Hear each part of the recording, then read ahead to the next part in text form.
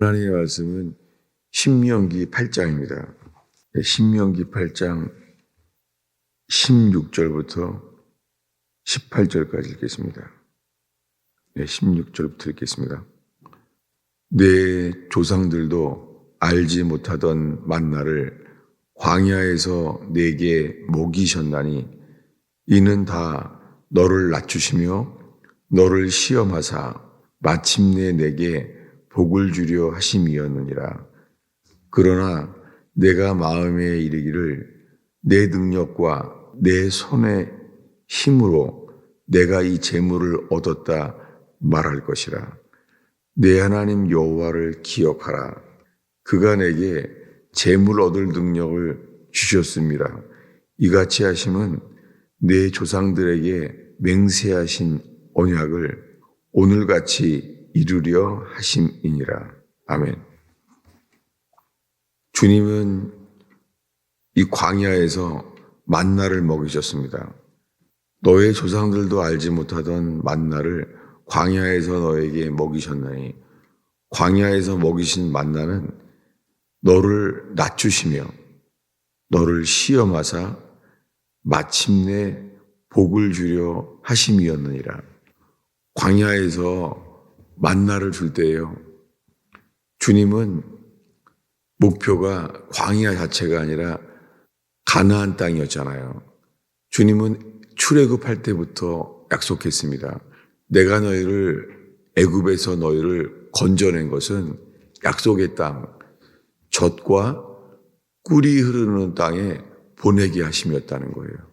그러니까 어린 양의 피를 칠해서 애굽을 떠났을 때 주님은 마음에 이스라엘 백성을 젖과 꿀이 흐르는 땅, 가나안 땅으로 들여보내기로 결정하셨어요. 처음부터.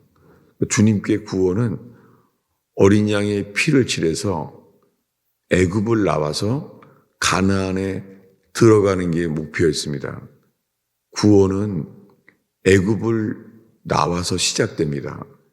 그리고 가나안에 들어가게 하시도록 했습니다. 그런데 지금 이 광야에서 주님이 하시는 일을 말합니다. 주님은 광야에서 다 너를 낮추시며 너를 시험하사, 광야에서 주님이 이스라엘 백성을 만나를 먹는 동안에 낮추셨다는 거예요. 낮추시고 주님이 시험하셨습니다. 주님이 광야에서 시험하셨어요. 왜냐하면은 이 새벽에 내려오는 그 만나가 새벽만 그 만나를 먹을 수 있었는데 그 만나가 이스라엘 백성들이 볼 때에 만나를 싫어했어요. 이 만나가 그들에게는 약속의 땅을 더 바라게 만드는 것이 아니라 이 하찮은 음식이 싫다는 거예요. 이 만나라는 것이 겨우 생존을 유지할 뿐이지 이것이 가나안 땅에 들어가도록 그런 소망이 되지 못하였어요. 이 만나가. 왜 그렇습니까?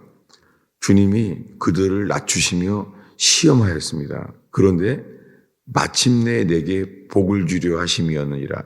여기에 마침내라는 단어가 영어로 그대로 읽으면요, 히브리어를 읽으면 in your end예요.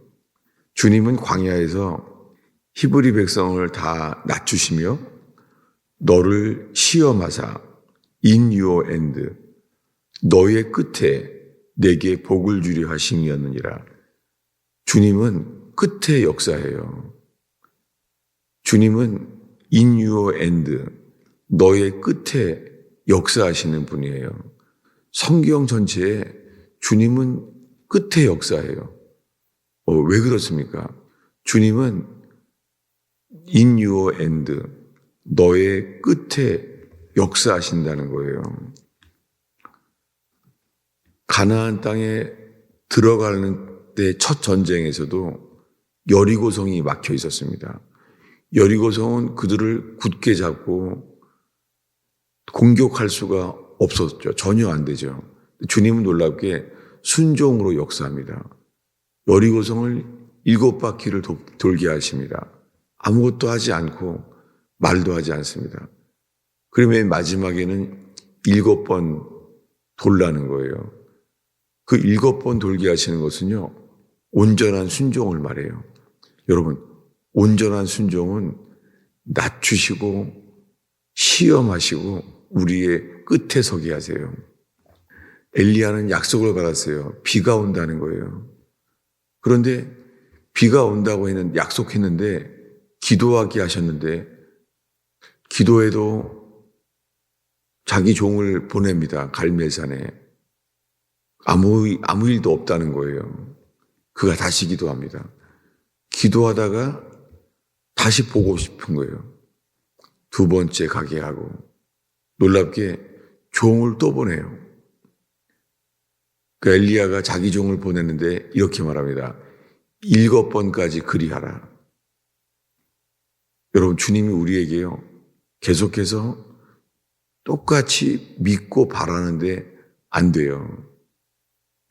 성경에 7번 이 어린 양의 피를 칠해서 제사할 때에 7번 갈멜산에 올라갈 때에 나아만 장군은 문둥병자였잖아요. 이 절망. 그래서 문둥병자가 나을 수 있다는 소망을 가지고 왔습니다. 그런데 오자마자 나아만 장군이 나아오니까 선지자 엘리사가 말합니다. 요단강에 7번 잠그라는 거예요. 그때 나아만 장군은 화가 나요. 왜냐하면은 선지자를 만났으면은 선지자가 안수 기도를 하고 무언가 종교적인 예식을 행할 줄 알았다는 거예요. 그래서 화가 납니다. 놀랍게 그 계집종이 도와줘요. 뭐냐면 여기까지 왔는데 주님이 주시는 일이라면 끝까지 그 일을 못 하겠느냐. 그래서 나아만 장군이 생각을 바꾸게 됩니다. 그래서 순종하게 됩니다. 7번 요단강물에 잠깁니다. 1번, 2번, 한두 번 해서 6번째 가도 아무 일도 없어요. 그런데 마지막 7번째에 그가 문둥병에서 낫게 됩니다. 성경은 전체가 낮추시며 시험해요. 그 시험하는 것이 온전히 복종케 하는 거예요. 그런데 그 끝에 가면 주님은 그때 역사하십니다. 성경에 주님은 우리들의 끝에 역사해요. 왜 삶에요? 이제는 끝났다. 더 이상 아무것도 할 수 없다. 그때 역사해요. 주님은 성경 전체에 이러한 분이에요. 우리 다시 한번 16절만 읽겠습니다. 내 조상들도 알지 못하던 만나를 광야에서 내게 먹이셨나니 이는 다 너를 낮추시며 너를 시험하사 마침내 내게 복을 주려 하심이었느니라. 네, 주님은 이런 분이에요. 주님은 우리를 낮추시고 시험하십니다. 광야에서 먹이시는 만나, 이 만나는 그들을 낮추셨어요. 낮추시고 시험하셨어요. 그런데 마침내 너희의 끝에 너에게 복을 주려 하심이었느니라. 주님은 왜 끝에 역사하는지 지금 그래서 여러 예화를 들었습니다. 왜 나아만 장군에게 끝에 다 낫게 하셨고, 엘리야가 기도하는데 기도하다가 다시 한번 가보고, 기도하다가 또 한번 갈멜산에 올라갔다 오라 그러고, 맨 마지막에 손바닥만한 구름을 봤다는 거예요. 그의 종이. 놀랍게. 그런데 손바닥만한 구름을 봤는데 됐다는 거예요. 그에게는 된 거예요. 그의 끝에 손바닥만한 구름, 그것을 볼 때 엘리야는 믿음이 충천해져요. 이제 비가 온다는 거예요. 그는 그 사이 동안에 7번 가는 동안에 나아만 장군이 요단강 물에 7번 내려가서 물에 잠기는 동안에 왜 한 번에 하지 않을까요? 주님은 우리를 만드십니다. 어떻게 해요? 우리를 낮추시고 시험하사 마침내 내게 복을 주려 하심이었느니라. 이런 시험이 있습니다. 이 시험은 나쁜 게 아니라 우리를 낮추시고 시험하셔서 복을 주려고 하는 시험이에요. 네, 우리 참고 기절을 보겠습니다. 시편 66편 10절입니다. 예, 시편 66편 10절부터 12절까지 우리 한 목소리로 읽겠습니다. 예, 10절입니다. 읽겠습니다. 하나님이여, 주께서 우리를 시험하시되 우리를 단련하시기를 은을 단련함 같이 하셨으며 우리를 끌어 그물에 걸리게 하시며 어려운 짐을 우리 허리에 메어 두셨으며 사람들을 우리 머리를 타고 가게 하셨나이다. 우리가 불과 물을 통과하였더니 주께서 우리를 끌어내사 풍부한 곳에 들이셨나이다.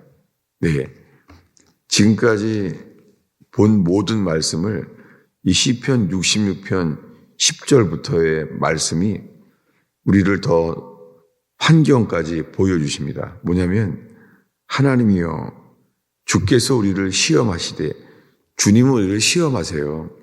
그리고 시험하시는 것이 나쁜 게 아니에요. 시험하시는 것은 우리를 낮추시고 시험하세요.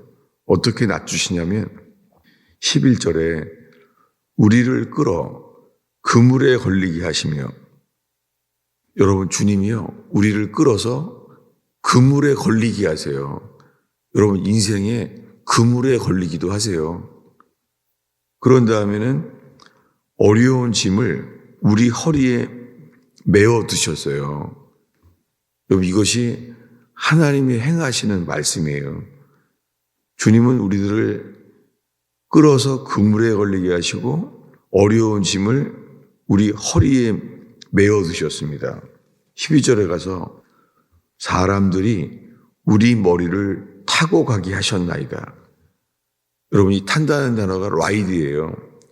사람들이 우리를요, 짐승처럼 타고 갔다는 거예요. 여러분, 이런 시험과 연단이 있어요. 사람들에게 무시를 당하는 거죠. 12절에 사람들이 우리 머리를 타고 가게 하셨나이다. 사람들이 우리를 짐승 취급을 하는 거예요. 근데 이렇게 말해요. 우리가 불과 물을 통과하였더니, 낮추시고 시험하는 게, 불과 물을 통과하는 게 이 낮추시고 시험하시는 곳을 통과하는 과정이에요. 주께서 우리를 끌어내사 풍부한 곳에 들이셨나이다. 주님이 우리를요, 그물 속에 들게 하신 주님은요, 이 시험이 마치는 순종 속에요, 주께서 우리를 끌어내사, 여러분, 주님이 우리를 끌어내십니다. 주님이 우리를 그물에 걸리게 하시고 사람들이 우리를 타고 가게 만드세요. 그렇지만 끝에는 주님이 우리를 끌어내셔서 풍부한 곳에 들이셨나이다. 이 시편 66편 10절에 주님이 그들의 삶을 이렇게 했다고 고백하고 있습니다. 지금 이 말씀을 통하여 우리 자신들의 삶을 돌이켜보게 하시며 이 말씀 앞에 하나님을 보게 되기를 바랍니다. 10절에 주께서 우리를 시험하시되 우리를 단련하시기를 은을 단련함 같이 하셨으며, 주님께서 우리를 단련하시고 계십니다. 이 단련이란 단어가요, 히브리어로 짜라프란 단어인데요. 짜라프란 단어가 사렙다라는 뜻이에요. 사렙다 과부라고 있잖아요. 사렙다란 단어가 이 짜라프란 단어예요. 이 단련한다는 단어가, 그 단련이 뭐냐면요, 불로 단련하는 거예요. 여러분, 주님은 우리에게요, 이런 일들을 통하여 우리를 정결케 하십니다. 주님 우리를 낮추시고 시험하셔서 정결케 하세요. 그 마지막은 뭐죠?